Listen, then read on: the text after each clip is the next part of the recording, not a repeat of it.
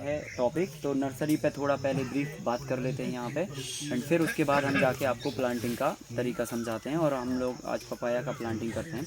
तो बेसिकली आपको इसमें ये समझना है कि नर्सरी में काफ़ी चीज़ों का बड़ा स्कोप है। इसके अंदर भी बहुत अलग अलग मटेरियल को लेकर आप बहुत बड़ी इंटरप्रेन्योरशिप खड़ी कर सकते हैं।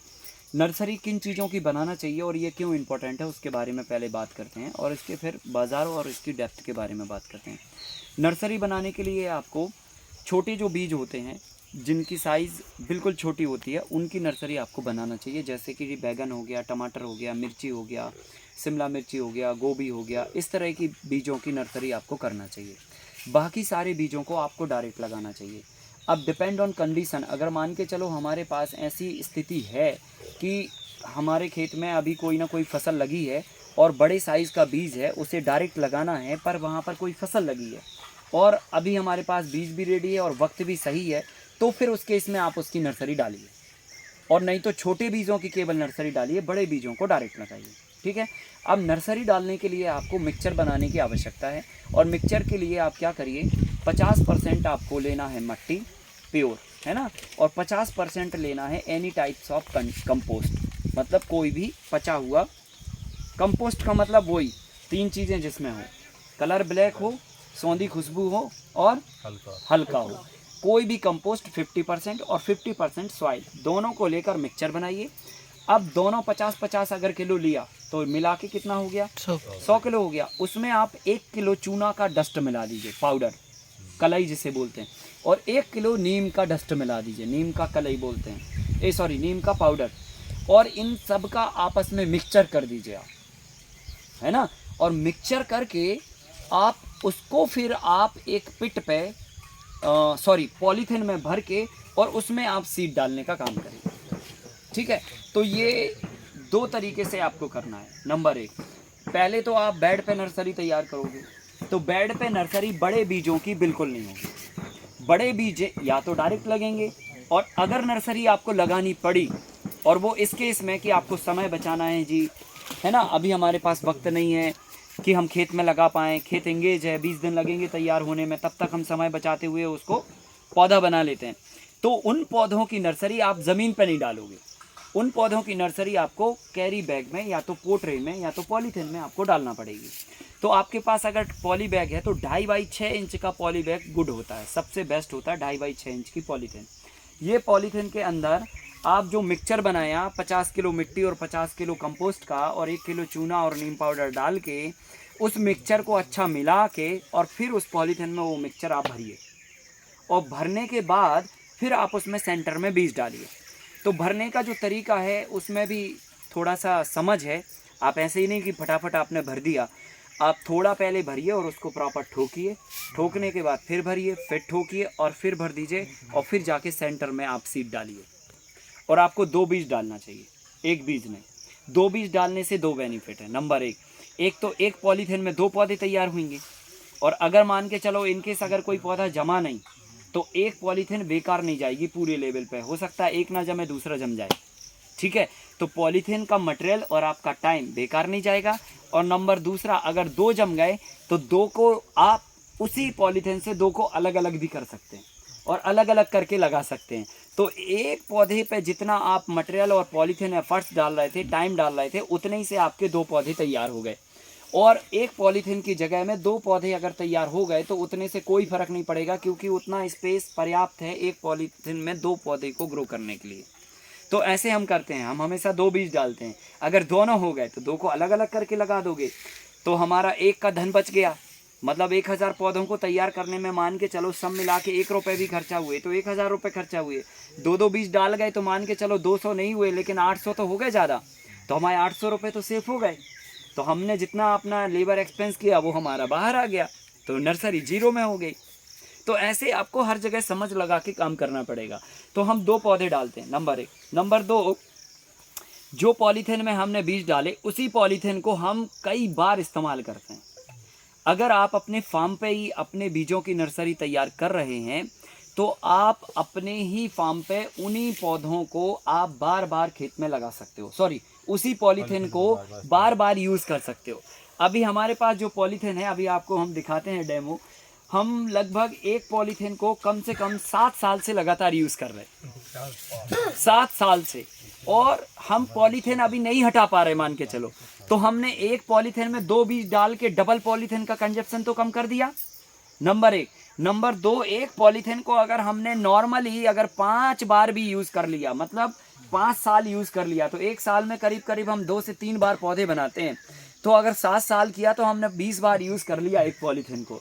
आप मानो कि आपने 10 बार यूज़ किया तो आपने 9 बार का तो खर्चा बचा लिया और 1 बार वहाँ बचा लिया, तो 10 बार का आपने खर्चा बचा लिया। जहाँ आप 10,000 खर्चा कर रहे थे वहाँ 1,000 के खर्चे में काम हो गया, 9,000 की प्लास्टिक बच गई। तो इतना तो आप अभी कर ही सकते हो। तो इतना हम करते हैं, और कैसे करते हैं वो आपको अभी हम डेमो में दिखा देंगे। तो उसी पॉलीथीन को हम बार बार रीयूज़ करते रहते हैं। तो उसका तरीका है वो आपको हम एक्सप्लेन करेंगे। नंबर 3, अगर आपके बड़े बीज नहीं हैं, छोटे बीज हैं, तो आपके पास ऑप्शन होता है अब, आप या तो ट्रे में बीज डालें, इनको फिर पॉलीथीन में नहीं डालना, और या तो फिर आप ज़मीन पर बीज डालें। तो ज़मीन पर बीज डालने के लिए भी मिट्टी को आपको तैयार करना होगा, और मिट्टी को तैयार करने के लिए आप क्या करिए, 3 फीट चौड़ी है ना, और 12 फीट लंबी आप क्यारी बनाइए। ठीक है, 3 फीट चौड़ी और 11 फीट लंबी आप क्यारी बनाइए, और उस क्यारी में लगभग आधा किलो चूना और आधा किलो नीम का पाउडर पहले आप ऊपर भुरक दीजिए, और उसका लगभग 4 इंच तक टिलेज करिए। 4 इंच मतलब 2 उंगली के बराबर 4 इंच होता है, मतलब 1 उंगली इतना और उसके बाद 1 उंगली और इतना 4 इंच तक आप उसको टिलेज करके वो मिट्टी में वो नीम पाउडर और चूना पाउडर प्रॉपर मिला दीजिए। इससे क्या होगा, ज़मीन के अंदर कोई भी फंगस, इंसेक्ट वगैरह ये सब नहीं लग पाएंगे, एंड फिर जाके आप उस पर बीज लगा सकते हो। अब क्यारी बनाने का तरीका क्या है वो अलग अलग समय पे अलग अलग होता है, वो मैं आपको बता देता हूँ।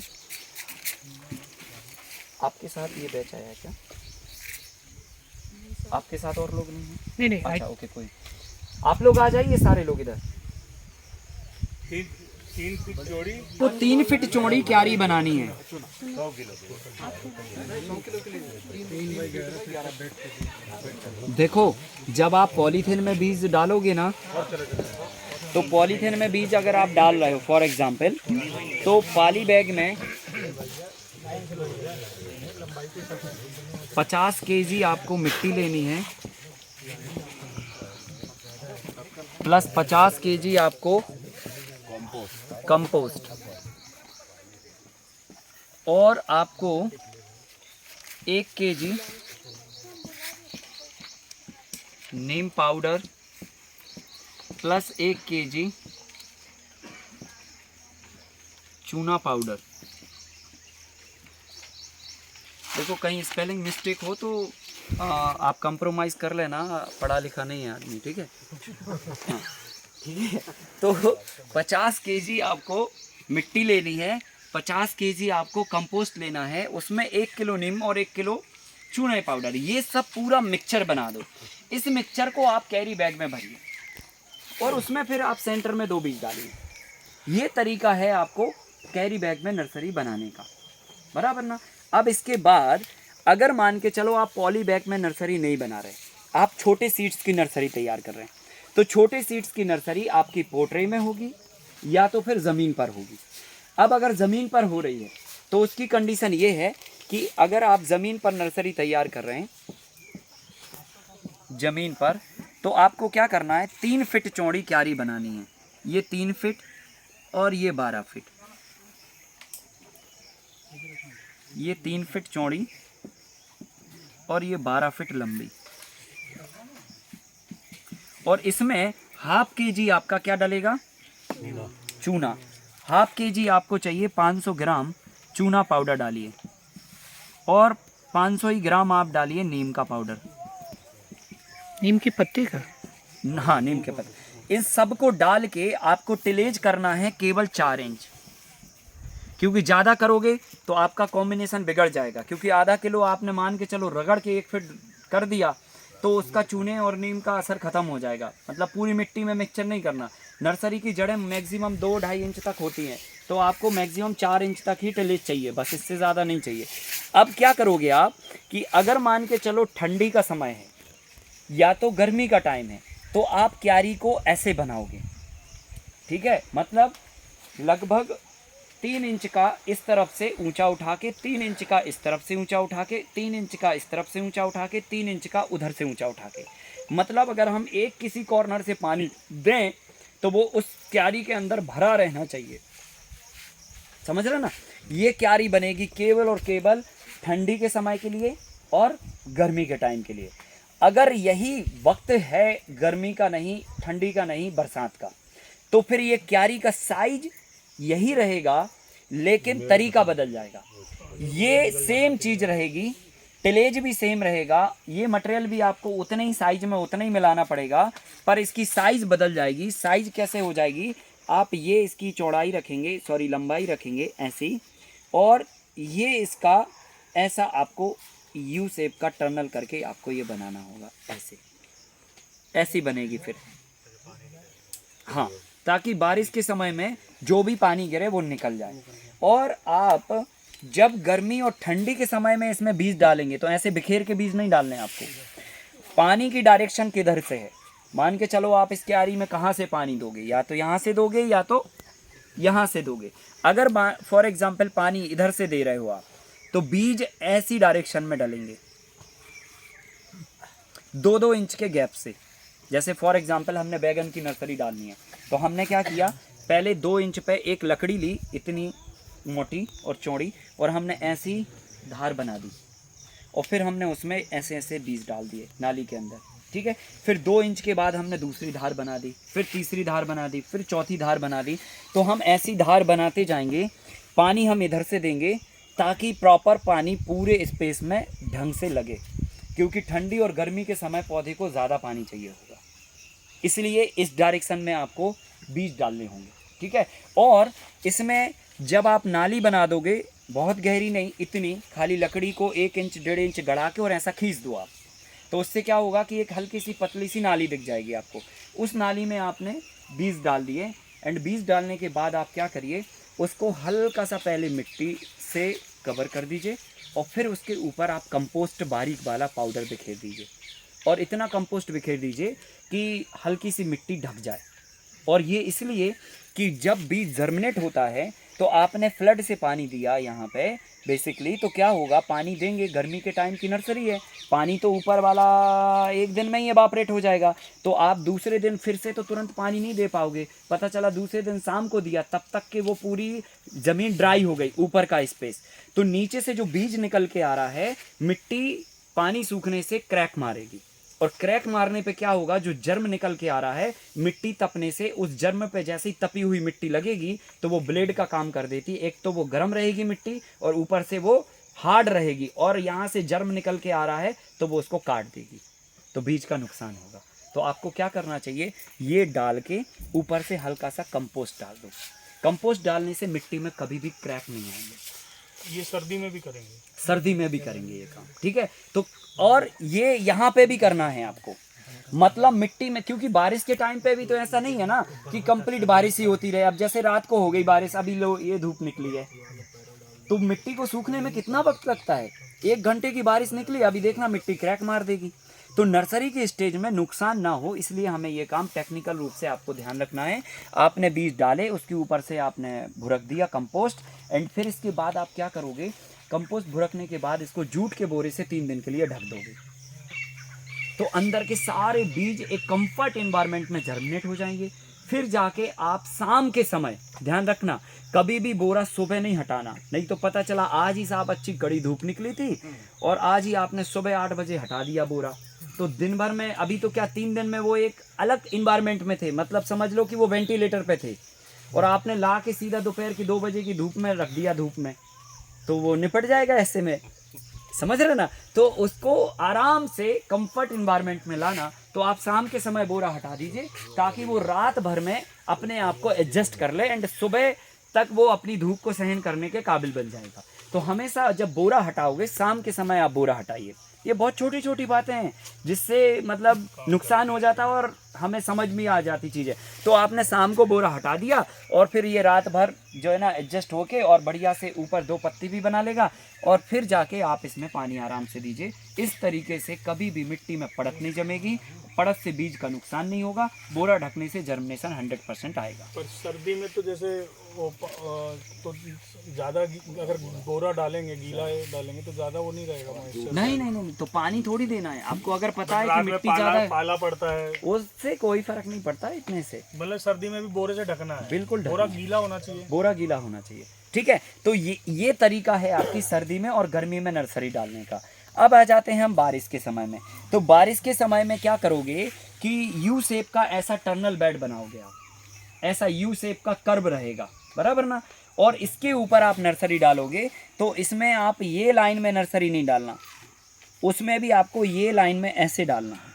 मतलब उसकी जो नाली बनेगी वो आप ऐसी नाली बनाओगे, ठीक है, ऐसी नाली बनाओगे। तो लकड़ी ले लो और लकड़ी से उसको ऐसे करके ऐसे खींच दो तो वो इतना गहरा आ जाएगा। उसमें आप बीज डाल दो, बीजों को वापस ढक दो मिट्टी से और फिर उसके ऊपर कंपोस्ट डाल दो, ठीक है, और फिर बोरे से ढक दो। 3 दिन बाद बोरा हटा के उसको ओपन एनवायरनमेंट में रहने दो। ऐसे करके आपको बारिश के समय में ये बेड पर नर्सरी बनाना, गर्मी और सर्दी के टाइम पे ये बेड में आपको नर्सरी बनाना चाहिए। इस तरह से हम लोग नर्सरी का काम करते हैं। अब हम इसके बारे में बताना चाहते हैं आपको कि नर्सरी तो हमने बना ली ये छोटे बीजों की, और आपको हमने बड़े बीजों की नर्सरी बता दी। लेकिन इसके अलावा भी अगर आप इस क्षेत्र में कुछ बड़ा काम करना चाहे, मान के चलो आपके पास 10,000 स्क्वायर फीट का प्लाट बचा है या 5,000 स्क्वायर फीट का खेत बचा है और आप उसमें कुछ नहीं कर पा रहे हैं, तो उसमें आप नर्सरी का काम प्लस अपना लेयर फार्मिंग का काम कर सकते हैं। आप ये स्ट्रक्चर बनाइए, इसमें 2 क्रॉप आप ऊपर उगाइए और इसके नीचे आप पौधों की नर्सरी का काम करना चालू कर दीजिए। पौधों की नर्सरी से आप अपने आजू बाजू के किसानों को जोड़ सकते हैं। जो किसान ऑलरेडी सब्जी की खेती करते हैं उनको आप रेडीमेड बनाया नर्सरी दे सकते हैं। तो काम आपका छोटा सा यहाँ से चालू हो सकता है। फिर आप धीरे धीरे करके बड़े पौधों के भी नर्सरी बनाने लग जाइए, जैसे कि आपका सहजन हो गया, केला हो गया, पपीता हो गया, अरहर हो गया। इस तरह के भी आप प्लांट्स की नर्सरी बना सकते हैं जिनकी उम्र 1 साल की होती है।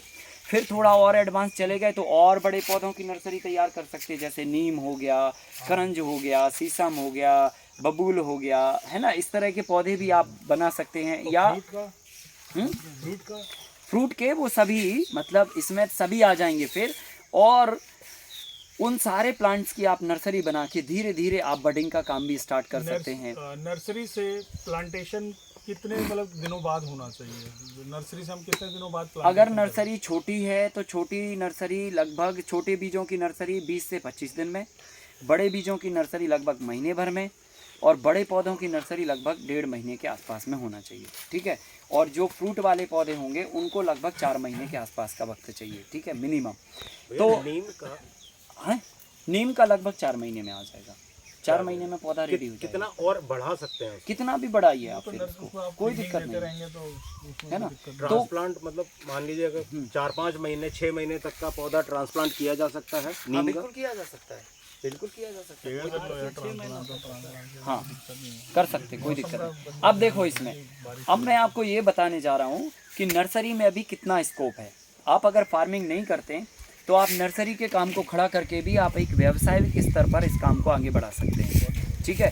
अब नर्सरी में आपने ये मॉडल लगा लिया, 2 क्रॉप उगा ली साहब आपने अपनी, ठीक है, उससे अपना छोटा मोटा जो भी रेवेन्यू है वो तैयार कर लिया। नीचे हमने पहले पौधों की नर्सरी बनाना चालू किया, छोटे छोटे पौधों की, फिर जाके हमने बड़े बड़े पौधों की नर्सरी बनाना चालू कर दिया, फिर धीरे से जाके हमने और बड़े पौधों की नर्सरी बनाना चालू कर दिया। तो मान के चलो आपने ये कॉन्सेप्ट पे काम किया अपना, जो बफर जोन वाला कॉन्सेप्ट है, बायोडाइवर्सिटी वाला, आपने अगर वो उतार दिया तो 4 से 5 साल के बाद में आपके पास हर पौधे के मदर प्लांट तैयार हो जाएंगे। जैसे आज हमारे पास यहाँ पे हमने 32 वैरायटियों का कलेक्शन कर रखा मैंगो का, ठीक है। यहाँ पर हर तरह की वैरायटी का हमारे पास मैंगो है। अब हम इसमें सारे मदर प्लांट हो गए ये हमारे। अब इनसे हम एक पेड़ से हज़ारों पेड़ तैयार कर सकते हैं, बडिंग करके, गूटी बना के या तो ग्राफ्टिंग करके। तो हम क्या करते हैं कि जैसे हमने अपने फॉरेस्ट के हम आम नहीं तोड़ते, ठीक है, वो हम अपने पक्षियों को खाने देते हैं।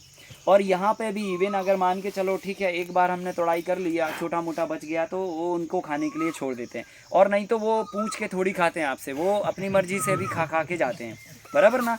तो उन्होंने मान के चलो आम खाए तो हम उनको भगाते नहीं हैं, हम क्या करते हैं, आम खाने देते हैं उनको। जब वो आम खा लेते हैं ना तो गोई तो वो अपने पास लेके जाएंगे नहीं, गोई कहाँ गिराएंगे, नीचे गिराएंगे। अभी वो ऑटोमेटिकली बारिश में वो पौधा बन जाता है। अब हम क्या करते हैं कि बारिश के टाइम पे जब वो पौधा निकल गया तो पॉलीथीन लेके जाते हैं और वो पौधा निकाल के पॉलीथीन में शिफ्ट कर देते हैं और उठा के अपनी नर्सरी में रख लेते हैं। नर्सरी में वो पौधा 3-4 महीने में इतना बड़ा हो जाता है, फिर हम उठा के इसी पेड़ की कोई भी पेड़ का आम बनाना है, क्योंकि अब हमें नहीं पता वो गोई किस आम की थी, ठीक है। तो अभी मान के चलो हमें 12 आम बनाना है उसको, तो हम 12 वाले जाके पौधे से कलम निकालेंगे और उस कलम को इस पेड़ में शिफ्ट कर देंगे। अब ये पेड़ 80 रुपए का तैयार हो गया। तो 3 से 4 महीने के अंदर एक आम की कीमत शायद 5 रुपए होगी अगर वो हम खाते या हम उसको तोड़ते, और अगर हमने नहीं तोड़ा तो आम उसने खाया तो उसका फ़ायदा हो गया, ठीक है।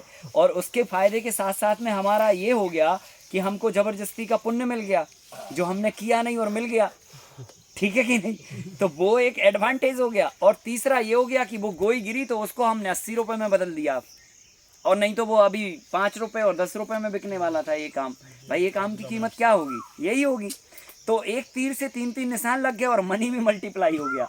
तो हम जितने भी गिरते हैं ना उन सारों को उठा के करीब 1000, 2000, 5000 जो भी पौधे आए उन सब में ग्राफ्टिंग करके और फिर उनको 80-100 रुपए में हम लोगों को दे देते हैं। तो लो साहब हमारा ये काम हो गया, यही पौधे से, यही बीज से, यही से हमने और अलग तरीके से पैसे बना लिए। तो अगर ये बायोडाइवर्सिटी आपके पास है तो मदर प्लांट आपके पास हैं, और मदर प्लांट से आप नर्सरी का काम बहुत इजी गोइंग आप शुरू कर सकते हैं। और मैं आपको इसकी अगर डेप्थ बताऊं, मार्केट बताऊं, तो आपको मैं बताना चाहता हूं हमारे कंट्री में आप सभी लोग जानते हैं ग्लोबल वार्मिंग पूरे विश्व पे एक चील की तरह मंडरा रहा है, और ये पता नहीं कब कितना खतरनाक रूप ले ले। ग्लेशियर पिघल रहा है, अगर ये झटके से अगर पिघल गया तो समुंदर के आसपास के जितने ज़िले और राज्य हैं वो तबाही की तरफ मूव हो जाएंगे और पूरे दुनिया में हाहाकार मच जाएगा, बराबर ना। कितना हमारा खर्चा होगा, कितने लोग मरेंगे, किसी को अंदाज़ा नहीं है। तो ग्लोबल वार्मिंग एक दुनिया के लिए बहुत बड़ी चुनौती बन के बैठा है, ठीक है। अब क्या हो रहा है, ये ग्लोबल वार्मिंग क्यों हो रहा है, क्योंकि हमने अपने फॉरेस्ट को धीरे धीरे करके डैमेज किया है, और अभी हम इसमें कोई रुकावट नहीं कर पा रहे। कितना भी सरकारें सीरियस हो गई लेकिन अभी भी जंगल लगातार कट रहे हैं। 1970 में जब देश में हरित क्रांति नहीं आई थी तब हमारे पूरे भारतवर्ष के नक्शे पर जितनी भी ज़मीन थी उसमें 33% ज़मीन पर जंगल थे, और आज की गवर्नमेंट 2019 की गवर्नमेंट बोलती है हमारे पास आप 13% जंगल बचे हुए हैं। मतलब आपने 2 गुने जंगल खत्म कर डाले 70-80 सालों के अंदर। आप क्या कर रहे हो नाम पर? हाँ सोचिए। तो कुल मिला के मतलब आप बहुत विनाशकारी डायरेक्शन में आगे बढ़ रहे हो। आप सोचो फॉरेस्ट आपने खत्म कर दिया, अब क्या है पूरे वर्ल्ड लेवल पे सब देशों की कंट्री के ऊपर हाई लेवल का प्रेशर है, और हाई लेवल का प्रेशर ये है कि पेड़ लगाओ। तो आपने देखा होगा हर सरकार अब इस काम को एक मुहिम लेके आगे बढ़ा रही है। आपने देखा होगा पिछले 4-5 सालों में हर स्टेट गवर्नमेंट ने, सेंट्रल गवर्नमेंट ने पेड़ लगाने का एक अभियान छेड़ा है। हर स्टेट गवर्नमेंट में आपने देखा होगा जैसे ही बारिश का टाइम आता है बड़े बड़े होर्डिंग लगते हैं, लिखा रहता है 1 दिन में मुख्यमंत्री लगाएंगे 5 करोड़ पेड़। समझ रहे ना।